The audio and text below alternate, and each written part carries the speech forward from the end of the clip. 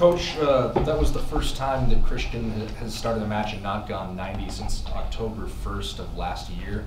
Could you just talk a little bit about his dependability and the fact that he seems to always able to go full 90? Well, look, I needed to get his brother on because his brother might play in Orlando because we're short some guys. So I figured it'd be a good time to, you know, have a little brotherly love, and they can come off the field and hug, and just let his brother play a few minutes. On a serious note, I mean, Christian has logged a lot of miles on this club, and there's always times when you would say, okay, we can take a couple minutes off him. Would it have mattered in this game? The game was probably cooked anyway. There's always injury risk, stuff like that, but he's been durable. It's testament to that kid that he can play 90 every game, midweek games, all of that sort of stuff. He does all the little things that we do. His goal, his run was from way back here to get his goal. The other one right before halftime as well. I mean, the kid gets up and down the field in a hurry. So, I mean, we love the kid. We hope to get him, wrapped up here so he can be here for a long time. Jeff? Brian, given that you guys were shorthanded coming in, especially up top, how important was it for Will to pop one in the 18th minute, just as far as, the confidence and the attitude? Yeah, it's a great question, Jeff. I mean, it helped tremendously because we had a couple sniffs early on in the game. And, Will was kind of getting his feet under him. He had a couple other balls that maybe he could have done a little better with. He'll probably watch the film and be critical of himself. And then he pulls that off, left-footed upper V. I mean, it boosts his confidence, and then the whole team just kind of went with him. So all credit to Will for coming in. And, the narrative is, yeah, Raul is, come in and help spark the club. But, hey, when you got a guy like Will Bruin sitting there and he can do that, I love it. I thought it was great. And on that play, Nuhu makes that run up the left side and crosses the ball nicely to Christian. I mean, how much is that going to help him, just given some of the trials he's had on crosses? You're talking about Nuhu? Nuhu, yeah. Yeah, Nuhu had a good game. I mean, we weren't concerned at the end of the game. I think he had just had a couple of cramps, so he was fine because the kid put the work in. We say to some of the young guys, there's demands of the game.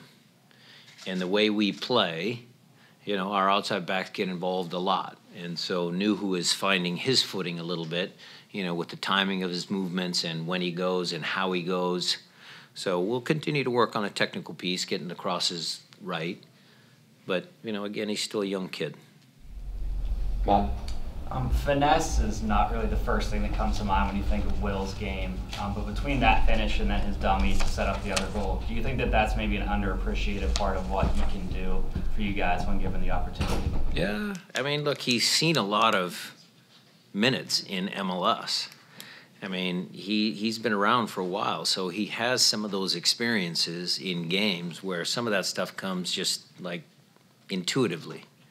You're in a position, you know what's behind you. Okay, the guy's in a better position than I am, so he's unselfish. I mean, that's all part of who Will is. Jeremiah? Yeah, you've gotten quite a lot of production out of your outside players, both the mids and the fullbacks these last couple of weeks. What's that do for the attack when you can generate scoring chances from not just the center of the park? I was hoping you'd tell me. Like the ratings last week were better. I didn't write those. It's your company. What was the question again, Jeremiah? The production of the outside players. I'm guessing that helps to not be having it all production from the middle part. You're talking about Victor, you're talking about Christian, you're talking about Handwalla when he came on, you're talking about even our outside backs. Yeah. Yeah. I mean, look, Nico Lodero's massive part of our team. Bruin, Raul, yeah, down the middle of the field, yes, absolutely. They are critical parts to our machine. But what happens is those guys become more effective when these guys out here are goal dangerous. And we've discussed that. I mean, we've had Andreas Ivanchitz, we've had some guys that were really goal dangerous from the wing channels, and that's always helped us. So, you know, it's great to get Victor in a space where he is just, I mean, that's quality. Handwalla came on, showed little bits and pieces. Christian has done a great job from those positions, so it's a tremendous help to us. And then you maybe even put one more layer on top of that, is that then you get Nuhu, then you get Kelvin going at some of those moments, and then all of a sudden you've got two guys on each side that are helping the team in the attack, and then it really causes problems for the other team. Matt. Thanks, Alex. Victor, you mentioned him back-to-back games with goals, more confidence, healthy, moving forward. Your thoughts on his importance in the 11? It's you know, it's critical. You know, he has just found a really good run of form. I mean, we saw it coming a while back because the kid has been working hard in training all the time. He's a very good trainer. He works hard. He's put the work and effort into his rehab when he's been injured. I mean, he's been a good pro, a very, very good pro, and he's reaping the benefits of being a good pro now. And we're happy that it's happening right now at the tail end of the season when he can really be at his peak. It's going to help us tremendously. You saw the little corner kick sequence there between him and Nico. I mean, that kind of stuff is what those two guys can create, and hopefully, create more chances and give us some more opportunities on goal. Ryan? Coach, 4 goals and 4 starts for Will against Houston. Can you see a little extra fire in his step every time he plays his former club? Yeah, that storyline might be a little old. I mean, yeah, Will has some roots there, but look, Will just does it because he likes to score. I mean, he just likes to score goals. So, yeah, I don't think he cares if it's Houston or not, or, get him on the field, he wants to score. John? Coach, passing today was really incisive, really accurate, maybe some of the best we've seen all season. How much of that has to do with preparation and scouting Houston? How much of it has to do with the players just feeling the game and gelling together? I think it's mostly just the team.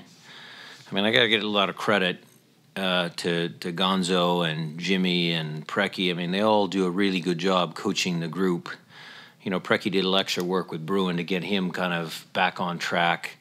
Gonzo constantly works in the possession, the midfield. Jimmy's working with Nuhu to get him untracked. I mean, those guys do a lot of work to help us be successful. So when the players are engaged and the coaching is at a high level, you get moments like this where the team really kind of comes together and they play well. So I think the last 2 games, I think we've played well. We've had some good moments, and we'll try and continue those. Time for a few follow-ups. Matt, I think I saw you first.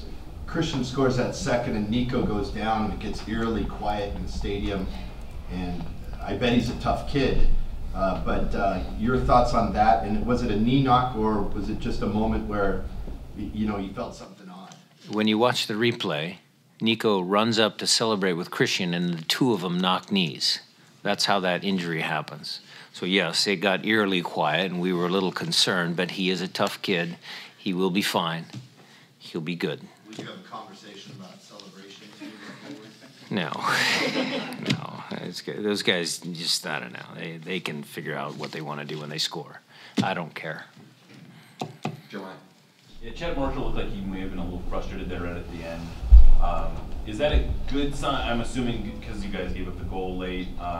You see that as a good sign that you win 4-1. It's not maybe good enough for some of the guys? Jeremiah, I'm going to take that one on the chin. That's my fault. That goal was my fault.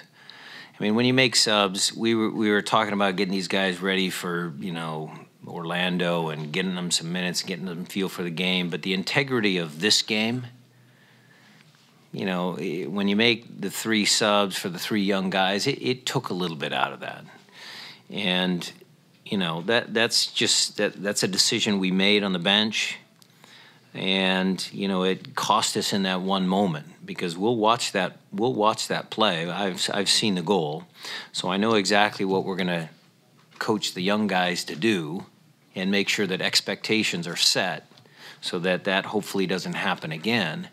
But yeah, they were a little frustrated. It wasn't just Chad. There were some other people that were frustrated giving up a goal, because Steph deserves better than that. I mean, we want to make sure that he continues to have a statistically good season. We want to take pride in our defending to make sure that we don't give up soft goals. So, yeah, absolutely. There was some frustration there among some of the senior guys, and there was some frustration amongst the coaching staff, and I'll reflect on that and make sure that we are better prepared. We'll go last one to Harvey here to get those of you on deadlines into the locker room. Andrew. Coach, obviously your attention turns now to Orlando, but you're going to see this Houston team again here in a couple weeks. After a result like this, they're probably going to be hungry. What goes into trying to have a successful result on the road down there? Well, on the road, you got to make sure that you defend well. You got to make sure if you have one chance, you put that one chance away. Standard stuff. I mean, we're not going to change the way we play. You know, we're going to continue to go and try and collect points home or away. So we won't change that much.